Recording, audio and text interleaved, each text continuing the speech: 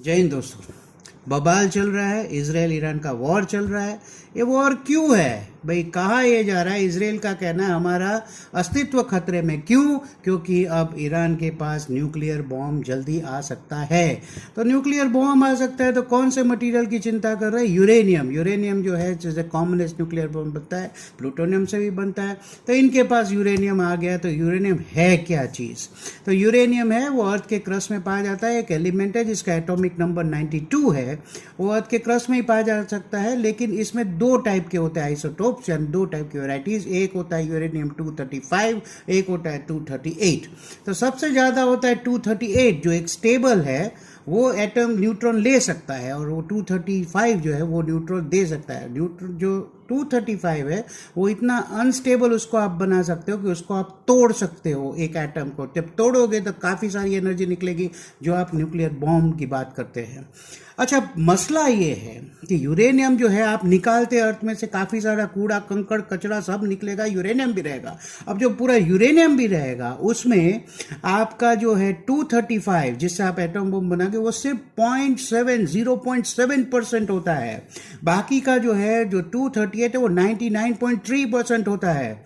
तो आपको ये जो है जो 0.7% है उसको आपको सब उसमें से फिल्टर कर करके निकालना है, उसको इतना प्योर बनाना है, इतना क्रिटिकल उसको ले जाना है मास को, जो आपको एटम बम बना सकते हैं। अच्छा, इसको बोलते हैं, जो इसको हम एक्सट्रैक्ट करते हैं इसको बोलते हैं एनरिचमेंट प्रोसेस। तो आप सुन रहे होंगे एनरिचमेंट प्रोसेस कुछ नहीं है। ये जो सारा यूरेनियम है जो उसमें से आपको 235 अलग करना है, उसका कॉन्सेंट्रेशन बढ़ाना है।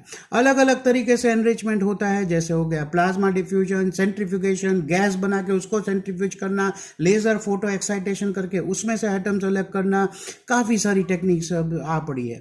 इनके पास जो है या कॉमनेस्ट है वो सेंट्रीफ्यूजर टेक्निक होती है। आपने देखा होगा एक मशीन जिसमें डालते हैं, खूब सारा गोल गोल घूमता है, कितने आरपीएम, थाउजेंड्स ऑफ आरपीएम पर मिनट घूमता है, उसमें जो लाइटर पार्टिकल होता है वो सेंटर में आ जाता है।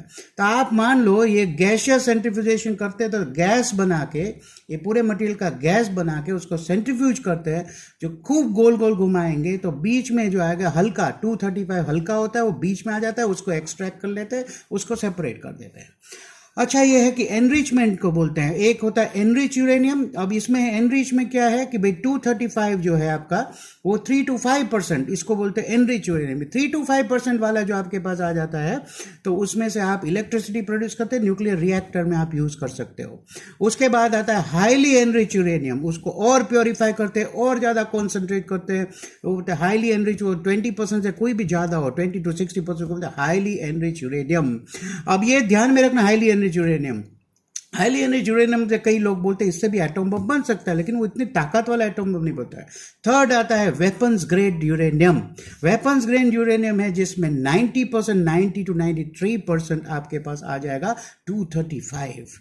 तो ये है मसला। क्या है, कहना क्या है? आईएए का जो है, आईएए जो बॉडी है जो न्यूक्लियर इसको कंट्रोल करती है, उनका कहना है जून में इनकी रिपोर्ट में कि ईरान के पास 400 kilogram highly enrich 60% highly enrich uranium हासिल हो चुका है। उन लोग बना चुके हैं। कई सालों से इन लोग मेहनत कर रहे हैं, कई रिस्ट्रिक्शंस, कई सैंक्शंस के बाद, कई सारा छुपा के, कई अंडरग्राउंड इनके पूरे जो है वो बने हुए हैं, कई 100 मीटर अंडरग्राउंड पहाड़ियों के नीचे इन्होंने बनाए हुए एनरिचमेंट प्लांट्स, जो mainly centrifuge, thousands of centrifuges होते हैं।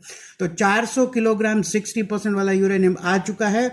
इसका मतलब इन लोग बोल रहे हैं कि अगर ये चाहे तो एक हफ्ते में, सिर्फ एक हफ्ते में इन लोग 25 किलोग्राम वेपन्स ग्रेड यूरेनियम बना सकते हैं। 25 किलोग्राम का मतलब है 8 से 10 एटॉम बॉम्ब बना सकते हैं। हालांकि एक एटॉम बनाने के लिए 6.8 kg आपको क्रिटिकल मास चाहिए होता है, तो एटलीस्ट 5 से 6 बॉम्ब तो आराम से बना सकते हैं।